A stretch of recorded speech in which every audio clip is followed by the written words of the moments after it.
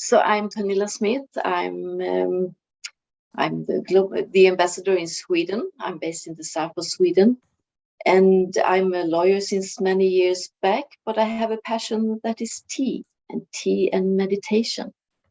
So when Ingen suggested that she wanted us to bring something to the members, just to share, of course I wanted to share with you my tea. And luckily, because of the pandemic, I've learned how to share tea, or how to try to share tea online, even though we have a distance. But with the help of some imagination, and I'm sure you ladies have a lot of imagination, you will be able to travel with me to a very special tea house. And what I do in my tea meditations is I sometimes see that people are tired at work. We just need to get away. We need a break. We need to recharge our own batteries. And as a meditator, I use my meditations to do that. And there is no better place for me than to fill up my battery with tea. So I hope you want to join me. But first, it may have been a long day for some of you at work. So why don't we shake off a little and move those tired shoulders and the neck and just stretch. Yeah. And we take a few deep breaths. So we inhale fully. And we exhale and we let go of all the stress from the past. And we inhale again fully. We breathe into each cell of our body and we exhale all the worries of the future. And then we will inhale again, a third time. And we just remain in the present moment and exhale. And now, ladies, if you don't mind to close your eyes, because we're going to travel with the help of our imagination for just a while. And when we open our eyes, we're on a beautiful mountain. We can, when we open the eyes, you can open now and look around you. You're standing on the side of this beautiful mountain. You can breathe the fresh air. You hear the birds soaring up high in the sky above you. And you can look down on the valleys and you see the village and the towns far away. And you see miles of wide forest clad in autumn leaves with all the gold and red colors. And we're on a hiking trail. And if we look on the other side, not from the valley, but up the hill, we see a small cabin. And that's where we're going, because that is the tea house of the Blue Mountains. So we walk a few more steps up the trail. And when we reach the cabin, we remove our rucksacks, because for some reason we have brought along a lot of carriage and luggage. But we pull them off our sides and we lean our bags by the base of the house. And then we walk a few steps up to the door of the house. And at the top step, we remove our shoes and we put them neatly by the side of the door. And we open the door and we enter the tea house. And inside, it's quiet. There are a few people sitting by a few small tables, and they chat, but silently, as if not to disturb the peace in these mountains. You can hear on each table there is a kettle on a stove. On a small flame, the kettle is full with water that is boiling, and you can hear the soft sound of the bubbles of the boiling water. We find ourselves an empty table just by the window, and we sit down and we relax, and we feel the atmosphere in this warm and cozy and safe and secure house. And in a few moments, a lady approaches us. She comes from the kitchen with the menu, and she asks us, ladies, what do you want today? And we tell her that we've been traveling so far and we're a bit tired. So today we want her very special mountain tea. And the lady smiles at us and she says, of course, just a minute. And she goes back into the kitchen and she comes back with a tray with beautiful bowls, and each bowl has a few leaves inside. And each of us, we receive one of these bowls, and we take the water and we pour into the bowls, onto the leaves. And we can watch how the water changed from clear to golden yellow. And the aroma, the fragrance of flowers start to spread in the room, into our nose, into our nervous systems. And we recognize this smell because this is our favorite tea.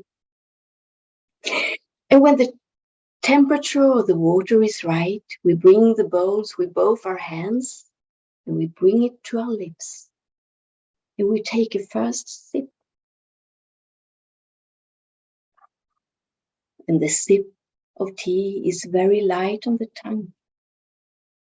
And we take another sip because we know we're not going to burn us. This is safe. This is something our body wants. We take a second sip and it moistens our throat. It goes deep into the chest and the warmth starts to spread down in the stomach. And then we take a third sip, even bigger. And slowly we swallow and the tea will spread down through our body. And the warmth will spread from the stomach out to each cell of our body. I sometimes imagine myself that my body is like the sky at night. My molecules, my atoms are full of space, and each atom is actually like the stars. And this tea, when it touches the atoms, the stars will start to shine brighter, with more light, more clear. So with each sip, I feel myself with this light, with this energy, with this soft, inspiring feeling.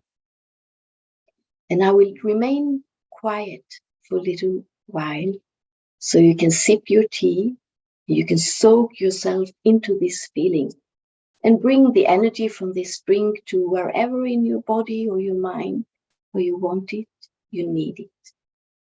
So I'll just be quiet.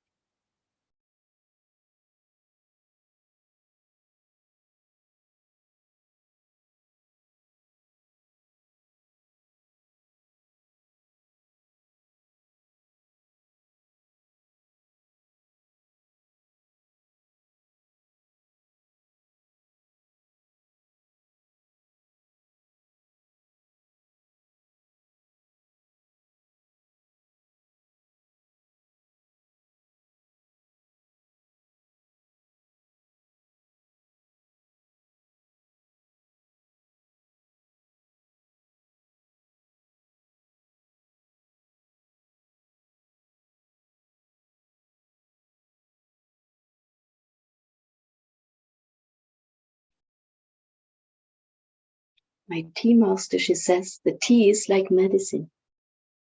And like all good medicine, we shouldn't overdose it. So 7 sips or 7 cups is just the perfect amount to bring us whatever we need and want.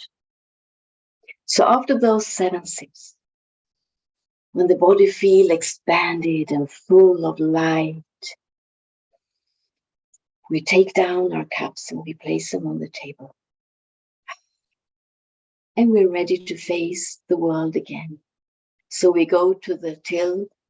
We tell the tea hostess that thank you so much. We pay our bill and we say, see you soon again. This was heavenly.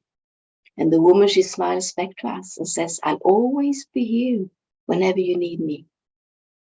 So we thank her again. And we nod to the other guests and we walk to the door and we leave the tea house. And outside we feel the fresh autumn air of the mountain again. Our shoes are waiting for us. We put them on and we walk down the steps and there are our bags. We take our bags again and funnily they do feel a little lighter this time. And then we head down to the trail and we walk back to where we belong. So ladies, welcome back. This is how you can use your imagination in a few minutes, and you can have a heavenly tea experience. I hope.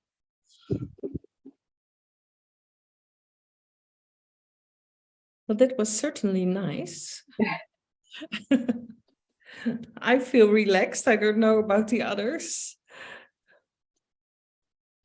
Pam says, thank you, Pernilla. That was lovely. Good. Thank you. Pernilla, you also do tea ceremonies in Sweden. Can you tell a little bit about what happens there? Well, this year, not much has been happening because I've suffered from some pain and problems with my health. But I do speak about tea, and I did quite recently have a tea talk for 55 ladies at the Porcelain Museum here. And I had no idea. My tea master told me don't invite more than 12 people because I really need small pots to control the brew to make the best tea. But we found a way to brew tea for these ladies, and we had a fantastic night.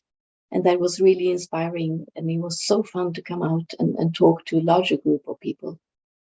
And it's funny because everyone has their own perspective of a relationship with tea. Some don't like it, and some like certain kinds of tea, and some prefer the scones and the sweetness to go with it. But we all have stories to share.